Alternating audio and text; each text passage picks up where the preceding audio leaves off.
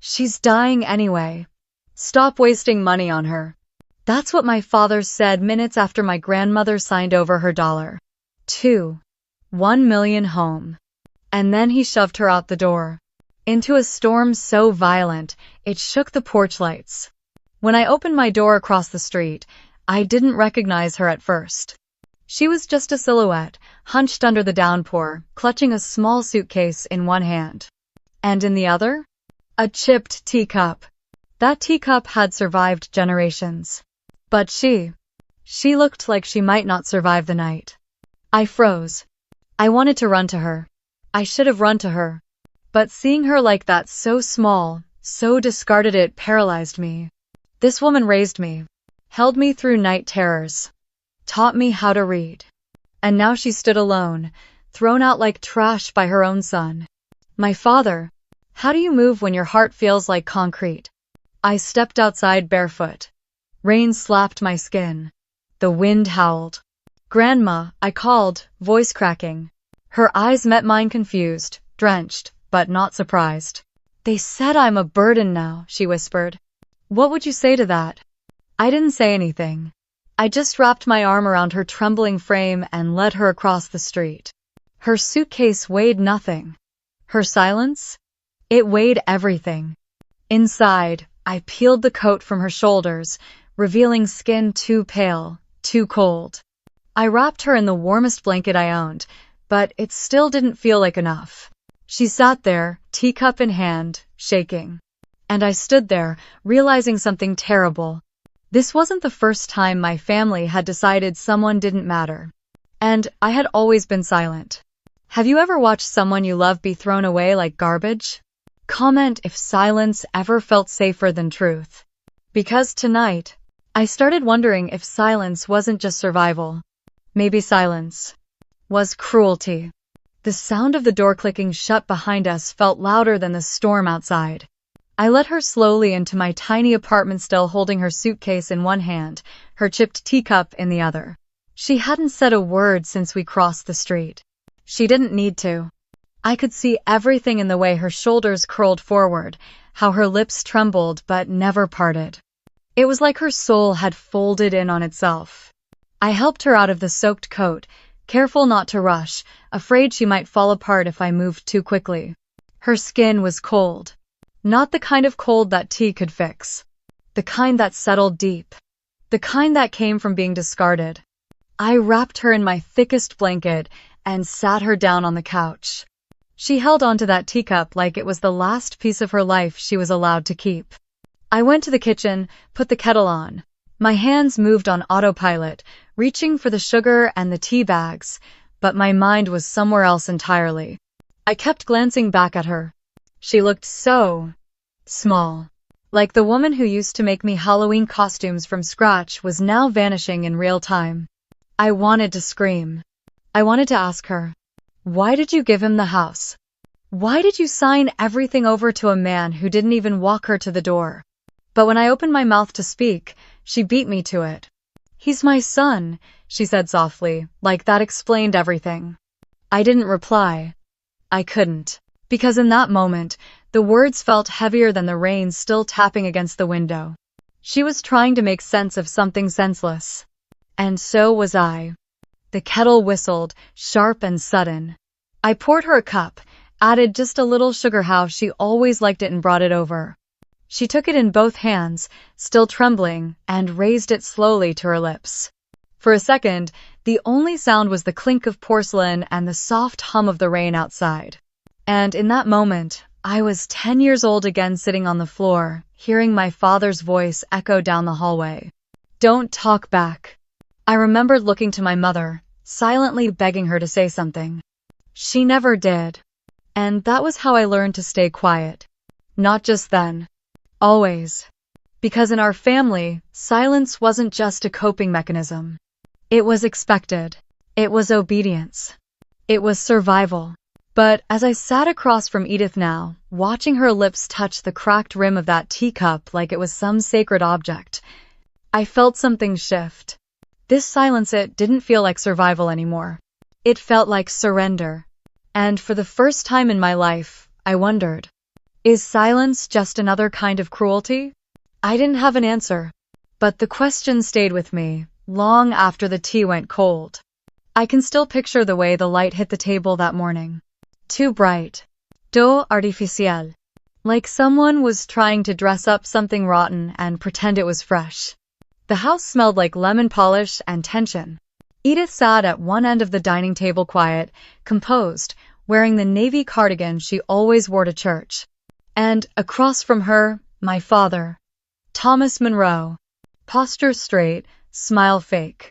A stack of documents lined up neatly in front of him, pen already uncapped. Just a formality, he said smoothly. This is all to make things easier down the line. Edith didn't respond. She looked down at the papers like they might bite. I watched her fingers twitch slightly over the edge of the table, like she was trying to summon strength from the wood itself. From the other side, my mother Marla sat stiff and silent. She didn't make eye contact with me, not once. Just kept her hands folded in her lap like this was some kind of church service and not the slow disassembly of a life. I cleared my throat. Wait, what exactly is this? My father's eyes didn't move from the papers. It's a deed transfer, he said, like he was explaining a grocery list. She's putting the house under my name. We're avoiding probate. Legal hassles. He always made manipulation sound so reasonable. I looked at Edith. You're giving him the house? Now? She didn't answer me. Her hand trembled slightly as she reached for the pen. Why now? I asked again, louder this time. Why today? Thomas finally looked at me. She's 8'4", Callie. She's had a good run. It just makes sense. A good run. Like her life was a race he had bet on and now it was time to cash out. I turned to my mother. Are you okay with this? She gave a tight nod. The kind of nod you give when you've already surrendered a long time ago. And then it happened. Edith's hand lowered the pen onto the page. Her signature came out slow, shaky, like each letter pulled something out of her. When she finished, she exhaled soft and small and set the pen down like it had become too heavy to hold. My father gathered the documents quickly, stacking them with precision. That's done, he said, as if he'd just completed a work report. I stood up. Dad, don't do this. His eyes turned cold. This isn't your concern, Callie. She's your mother. His voice didn't rise. That would have made it easier to hate. Instead, he spoke like always calm, clinical, chilling. You're old, he told Edith. You're dying. Stop wasting our money. The words didn't echo. They landed like lead. Heavy. Final. Edith blinked. Once. Twice. She didn't speak. She didn't cry. She just folded in. And my mother? She got up. Walked toward the hallway. Didn't say a word. Didn't look back. I waited for someone to intervene.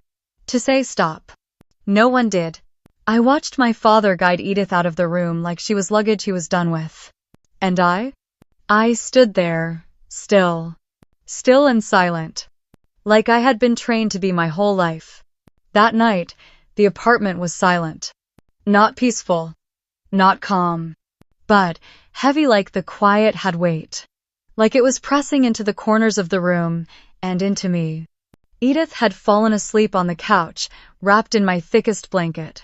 Her hands still curled gently around the chipped teacup, even in sleep. As if letting go of it would mean letting go of the last piece of herself. I sat across the room, knees pulled to my chest, back against the wall. I wasn't tired. Not in a way sleep could fix. The only sounds were the ticking of the kitchen clock and the rain pattering softly against the windows. But inside my head, it wasn't quiet at all. I kept hearing his voice. You're dying. Stop wasting our money. Over and over. Until the words didn't feel like sentences anymore, just facts. Spoken so casually, like tossing pennies into a drain. I closed my eyes, and just like that, I was 11 again. Sitting on the carpet after breaking a vase in the living room. My knees were scraped. My lip was trembling. And from the kitchen, my mother's voice floated out, flat and certain. Just keep quiet, Callie. It's easier.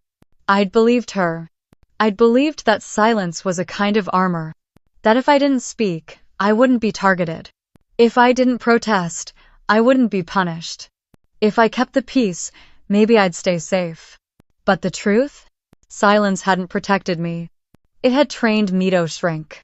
To disappear. It had taught me to watch things happen, even when they were wrong. Even when someone I loved was hurting. And it wasn't just me. My mother had done the same. I remembered so many dinners where she never said a word. So many tense moments, hushed arguments, bruises of the emotional kind. And she never, ever spoke up. Not when Dad's temper boiled over. Not when he said cruel things. Not even when she disagreed. She'd just fold her napkin, lower her eyes, and I, little sponge that I was, absorbed it all. And now here I was 34 years old. A grown woman. A paralegal who handled other people's disputes for a living. But when it came to my own family, still mute. Still watching from the corner of the room, like I didn't belong in the story. I looked over at Edith. Her breathing was light, rhythmic, fragile. She had done the same, hadn't she?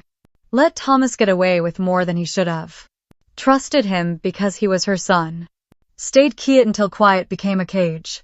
I stood up slowly and made my way to the bathroom. I didn't turn on the overhead light.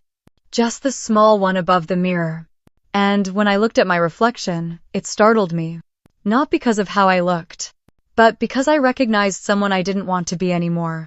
A woman raised by silence. Shaped by it. Still carrying it like a second skin. And suddenly, I didn't know what scared me more, what my father had done to Edith. Or what I had let him do. I didn't sleep. Not really. Maybe I drifted off for a few minutes somewhere between 3 and 4 a.m., but when I opened my eyes, the sky was still dark, and the weight in my chest was heavier than before.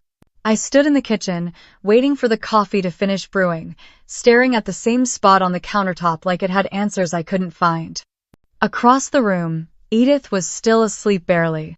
Her breaths were shallow. Her body curled so tightly around that teacup you'd think it was stitched to her palms. I poured her a cup of coffee. Black. No sugar. Just how she used to drink it when I was little and wanted to copy her.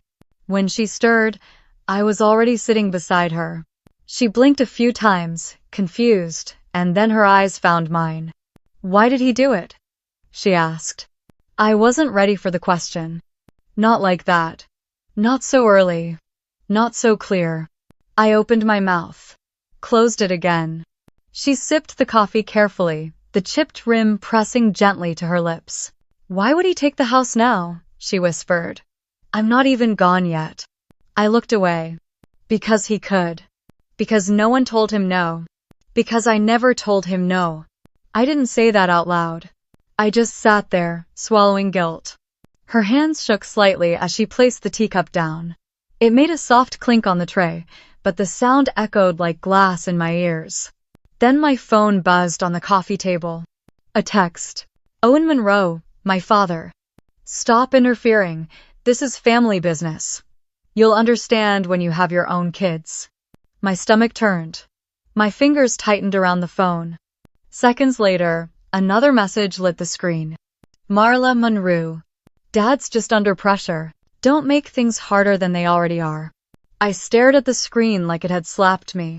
2 sentences polished, composed, designed to erase everything that had happened. They made it sound like I was the problem. Like I was creating drama. Like pushing back on cruelty was somehow childish. I didn't reply. Instead, I deleted both texts. Watched them disappear like they'd never existed. I wanted to feel relief. But all I felt was heat behind my eyes and a rage I didn't know where to put. Edith must have noticed my change in posture because she asked gently, "What did he say?" I shook my head. "Nothing that matters." She didn't push. That somehow hurt more. I stood up, paced, then sat back down. I was unraveling in slow motion, and I didn't know how to stop it. The phone was back in my hand before I even realized it. Owen's name stared back at me. I hesitated. Then I hit call. It rang once. Twice. Then his voice sharp, impatient cut through the line. What? I forced my voice steady. Why did you do it? A pause. Then, almost like a smirk, he answered, What are you talking about now? You know exactly what I'm talking about. Silence. Then a laugh. Cold, short. This isn't your concern, Callie. You'll understand one day. She's your mother. And you? He snapped. What have you ever contributed to this family? To anything that matters? I froze. The words hit harder than I expected. He said them with such ease. Like it was the truth. Don't call me again about this, he added. You'll see things differently when you grow up. Or when you finally have a child of your own. And then click. The call ended. I sat there, staring at the screen. The line had gone dead. But in my chest, something had just started to wake up. I didn't expect the knock on my door. It came just after noon, sharp and deliberate, like whoever was on the other side wasn't there to check in, they were there to control the narrative. When I opened it, my mother stood on the porch, clutching her leather bag like a shield. I was in the area, she said, eyes scanning the hallway behind me. Just thought I'd stop by. I stepped aside. She walked in like she always did, without waiting for an invitation, without asking. Her gaze moved across the room, taking in the worn couch, the chipped mug on the coffee table, and the blanket now folded neatly over the armrest. Her lips tightened. I didn't know you still lived here, she murmured. I didn't respond. Her eyes landed on Edith, still resting in the recliner by the window, the light casting soft shadows on her face. She's still here, my mother said quietly. I folded my arms. Of course she is. Marla walked closer, stopping a few feet away from her mother, the woman she hadn't called or checked on since the signing. I came to see how she was doing, she said, voice low. Did you? I asked. There was a pause. A long one. She glanced at me, then looked back toward the window. You're upset. I get that. But your father's under a lot of pressure. You know how he gets. I said nothing. She turned to face me fully. Don't make this harder than it already is. I almost laughed. Harder for who? I just don't want you throwing your life away over this, she added, brushing an invisible wrinkle from her sleeve. You've always had potential, Callie. Don't waste it trying to be a hero. There it was.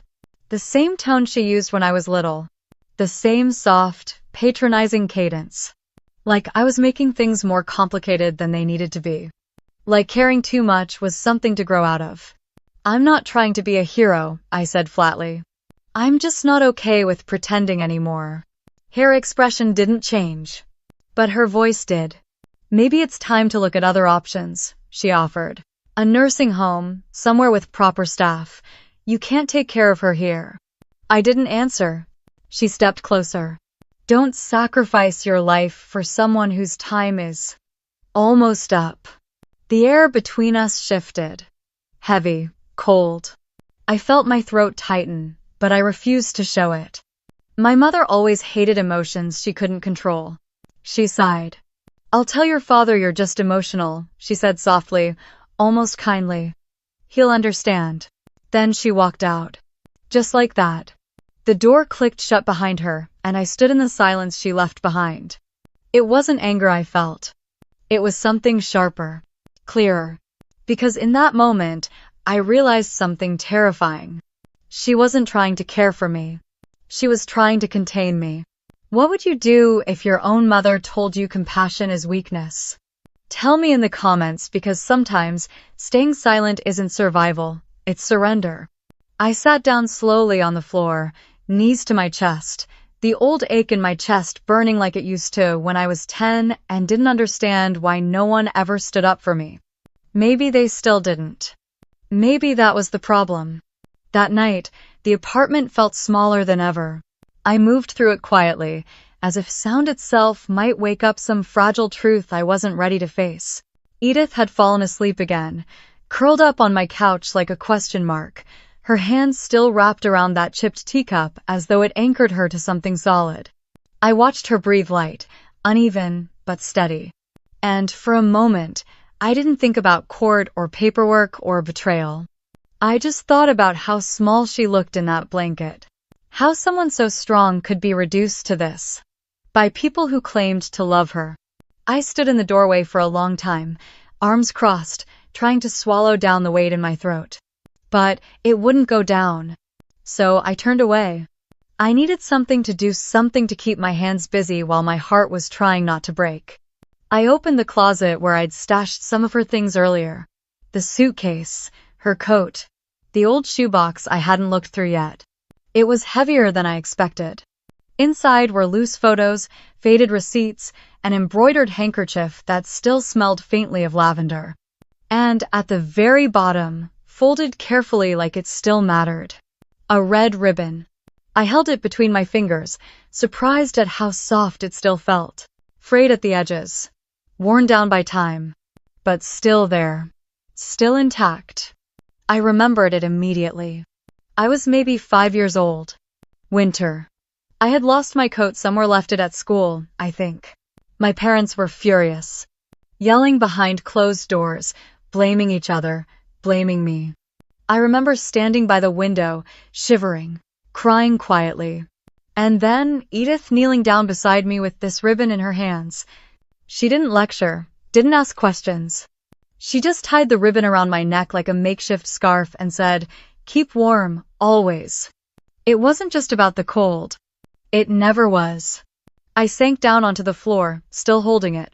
The color caught the light from the lamp overhead, and for a moment, it almost glowed. It felt like something sacred, a memory preserved, a moment of safety in a house that didn't offer much of it. I don't know why I did it, but I ran my fingers gently along the seam of the ribbon just once. And that's when I felt it. A small, hard ridge inside the fold. Tucked into the lining, stitched shut. Carefully, gently, I pulled at the thread. Years, old stitches gave way. And inside, a folded piece of paper. Thin, yellowed, delicate. My hands shook as I opened it. It wasn't just a note. It was a will. Signed, dated, handwritten by Edith. I stared at her handwriting, every curve and loop. The words blurred as my eyes stung, but I could still read the line that mattered. I leave what I have not to those who share my blood, but to the one who stayed. I didn't cry. Not then. I just sat there on the kitchen floor, the ribbon still in my lap, the paper trembling in my hands. For the first time in days, I didn't feel powerless. I felt ready. By morning, I wasn't trembling anymore. There was still rage, but it had shifted, hardened into something cold, focused. I made coffee, watched the dark liquid swirl into the cup, and set it on the table beside Edith without a word. She was still sleeping, curled up like she'd folded herself into protection. But in my lap, beneath the red ribbon, sat the truth. Her truth. I reread the will a dozen times before I even let myself believe it was real. Dated almost a year ago. Signed in her own hand. No witnesses, no notary, but the intention was clear. She'd known. Even then, she must have known. I didn't wake her. I didn't ask her to explain. I didn't need to. Instead, I took photos of the document, careful to capture every crease, every signature stroke. Then I folded it back up, tucked it gently into the red ribbon, and placed both in a Ziploc bag. I grabbed my keys. The legal aid office was only 6 blocks away, but I drove. Not because it was far, but because I didn't trust my legs to carry everything I was about to say. The receptionist didn't ask questions, just handed me a clipboard and told me someone would see me soon. Her name was Ashley. Mid-40s. Sharp eyes. No small talk. I liked her immediately. I told her what I could, but not everything. I didn't need to dramatize it. The facts alone were damning. Elder financial abuse. Property fraud. Coercion. Neglect. I presented the handwritten will, the medical records, the emergency room bills from the night he left her in the storm.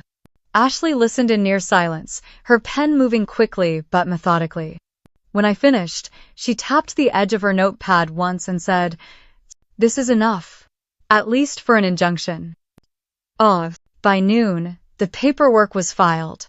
She explained it all to me slowly: emergency hearing, temporary freeze on estate access, service of notice to all parties. I nodded along, only half hearing the details. What I did hear, what mattered, was this: they would be notified today. And I didn't have to say a single word to their faces. Not yet. I left the office, slid into my car, and sat there for a long time, engine off, just listening to the quiet. For the first time in weeks, the silence didn't feel oppressive. It felt earned. I knew Owen wouldn't respond well, but I also knew him well enough to predict the exact sequence of reactions: denial, rage, arrogance. Then, finally, panic. And I wasn't bluffing anymore. I opened my phone and typed 2 simple words: check email. Attached was a file, a short voice memo I'd recorded that morning, while Edith sat beside me, sipping weak coffee with trembling hands. In the audio, her voice was soft but steady. He said the house was his, that I was just a burden, that I wasn't family anymore. Just that. It wasn't theatrical. It wasn't dramatic. But it was real. And this time, it was mine to use. The courthouse smelled like old paper and polished stone. I sat on the hard bench outside courtroom B. 1, 2, my hands folded tightly in my lap, the red ribbon tucked into the inner pocket of my coat. Across the hallway, Owen stood beside his lawyer, arms crossed, talking too loud like always. Maeve was next to him, silent, unreadable, her eyes darting everywhere but mine. I didn't look at them. Not once. Inside, the courtroom felt even colder. The judge was sharp-eyed and efficient. No patience for drama. No time for sentiment. Owen's attorney stood first. Confident. Smiling. She painted me as manipulative, said I had isolated Edith, that her mental state had been in decline for months. She submitted a letter supposedly from an out-of-state psychiatrist who had never met Edith in person. The implication was clear: I had exploited a vulnerable old woman. Then came Maeve's statement. Read aloud. Word for word. From her social media posts. She refuses visitors. She's controlling everything. She wants the house for herself. And I sat there, listening to strangers twist my motives into something dirty, something selfish. But I didn't flinch. Because I had something they didn't. When it was our turn, my attorney, Clara, didn't raise her voice. She didn't interrupt or argue. She simply stood and handed the judge a sealed envelope. This was notarized 8 months ago, she said. It was hidden inside a personal item that belonged to the plaintiff, discovered only this week. End of 60. The judge raised an eyebrow but opened it. Inside, a single sheet of paper. Thin. Folded neatly. Edith's handwriting. My heart was thudding. Loud. Heavy. But I stood. I unfolded the will with slow, deliberate hands, my voice steady even as my throat burned. I know who will stand by me when I no longer stand for myself. I leave what I own not to those who share my blood, but to the one who stayed. Silence. Real silence. Not the kind that chokes. The kind that stuns. Owen's lawyer tried to object, but the judge cut her off. You'll have your time, he said. Then looked back at me. Continue. I did. Line by line. By the time I finished, the courtroom was so quiet I could hear someone breathing across the aisle. The judge leaned back in his chair. Exhaled. Then delivered the ruling. Effective immediately, Owen Monroe was to be removed from all legal access to Edith's estate. Emergency conservatorship was granted to me pending full investigation. All previous documents were to be held in review. The gavel came down with a sharp, final crack. I didn't smile. I didn't cry. I just breathed. As I turned to leave, I passed Owen. He didn't look at me. Maeve's face was pale, lips pressed into a line. Neither of them spoke. Neither did I. Outside, the sky was beginning to soften gray with hints of something warmer. For the first time, I didn't feel like I was holding my breath. What would you do if the people you loved tried to erase someone you swore to protect? Drop your thoughts in the comments. Sometimes, the only way to fight silence is to speak it into the light. I didn't go home right away. Instead, I sat in my car with the red ribbon across my lap, unfolding it slowly. I traced Edith's handwriting with my finger. This wasn't just a win. This was her voice alive again. And this time, no one could silence it. The news hit faster than I expected. Within 24 hours of the court's ruling, Owen's name was splashed across every local news site and evening broadcast. Prominent developer under investigation for elder fraud. The headline was clean, cold, just like the way he'd handled my grandmother's life as if it were a transaction gone stale. Maeve's name wasn't far behind. They tried to control the narrative, of course. Released statements. Denied everything. Blamed stress, misunderstandings, legal miscommunication. End of chapter. But the paper trail was too long. The audio file too clear. And the will? Undeniable. The Attorney General's office opened a formal case by Friday. An emergency audit froze Owen's business accounts. His company's board started distancing themselves before the ink was dry. And as for Maeve? She cracked first. A clip showed up online. Someone recorded her leaving the courthouse, surrounded by reporters. Her tone was brittle, her words rushed. I told him not to do it. He dragged me into this. I didn't know he'd hurt her. I swear, I didn't. I watched it from my apartment couch. Volume low. Tea in my hand. Edith asleep behind me, breathing slow and steady. I didn't feel triumphant. There was no fist pumping. No gloating. Just silence. But this time, the silence didn't feel like punishment. It felt like release. Later that week, a neighbor of theirs, someone I barely remembered from childhood, sent me a message. Short. Direct. Maeve filed for separation. Says Owen ruined everything. I didn't reply. What was there to say? I thought I might feel pity. But instead, I felt something colder. Clarity. Owen, the man who once dictated every conversation in our family with a single look, was now alone in every room he entered. People used to call him Sir. Now they avoided eye contact. The silence he once wielded like a weapon had turned inward, surrounding him, suffocating him. And I stopped carrying them with me. I stopped checking the headlines, stopped rereading court documents, stopped wondering what they'd say next. They could say whatever they wanted. Because I had the one thing they never understood. I had peace. It didn't come with a parade. It didn't announce itself with applause. It came in the quiet moments. Washing dishes while Edith hummed under her breath in the next room. Folding laundry that smelled like clean cotton and second chances. Watching the mail come in and realizing there were no more threats in those envelopes. Just bills. And life. Normal, beautiful, unremarkable life. Owen and Maeve's collapse didn't feel like revenge. It felt like balance returning. Like gravity finally pulling things back where they belonged. I didn't forgive them. Not then. Not ever, maybe. But I no longer needed to. Because forgiveness was never for them. It was for me. And for Edith. And for every woman who'd ever been silenced by someone who believed blood gave them permission to betray. That part of my life? Collapsed, yes. But not broken. Just cleared. So I could build something better in its place. I hadn't been back since the hearing. Not since the last time I'd stood on that porch watching Edith walk out with a suitcase and a teacup while the rain soaked her to the bone. But the keys were mine now.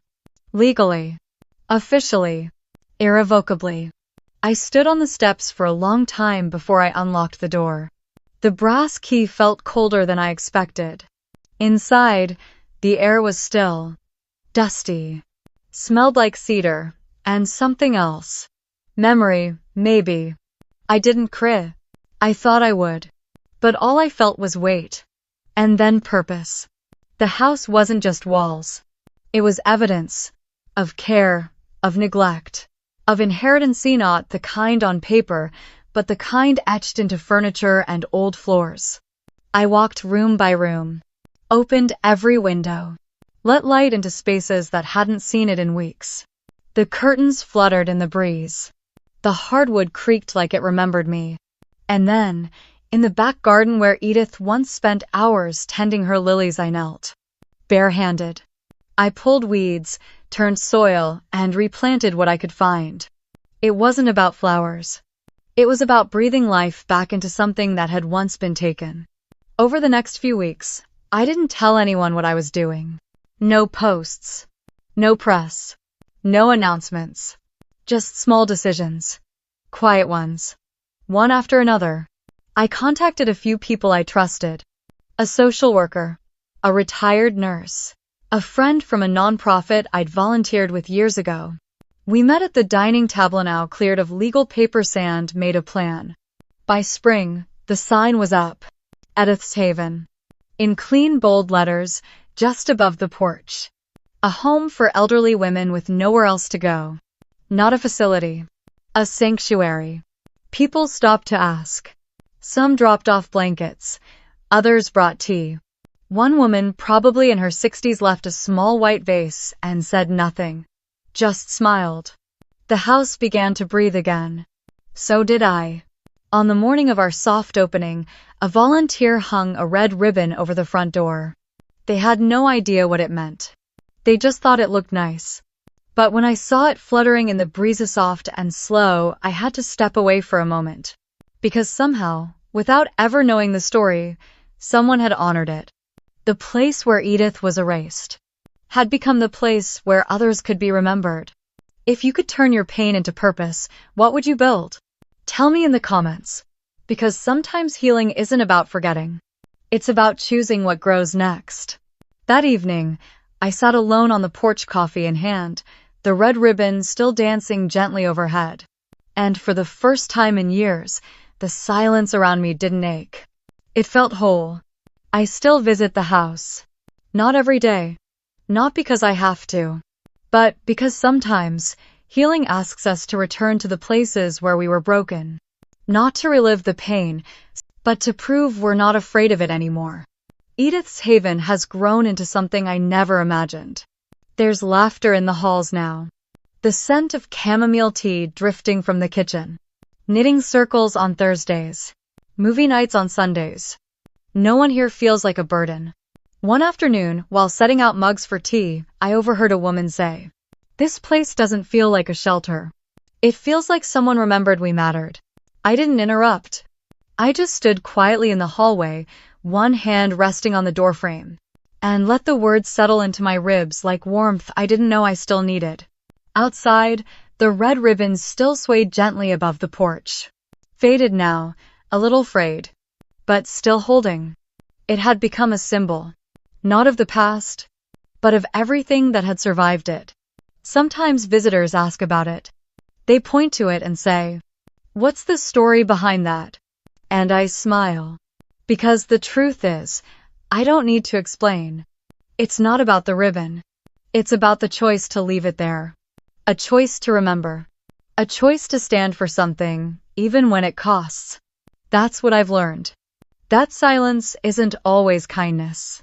That blood doesn't guarantee loyalty. And that being the one who stays doesn't make you weak. It makes you brave.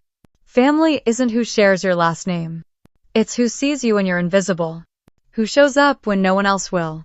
Who tells you through action, not words. You're not too much. You're not too late. You still matter. I never got an apology. Not from Owen. Not from Maeve. Not from my mother. But I stopped waiting for one. Because closure isn't something they give you. It's something you choose to give yourself. I chose peace. Not passivity. Not pretending.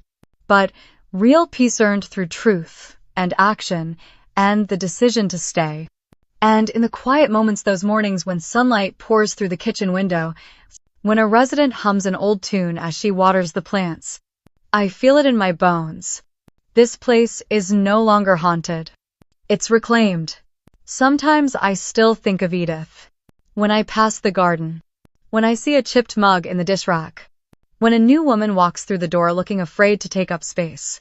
And I hope more than anything that wherever she is, she knows she was never the burden. She was the beginning. And so was I.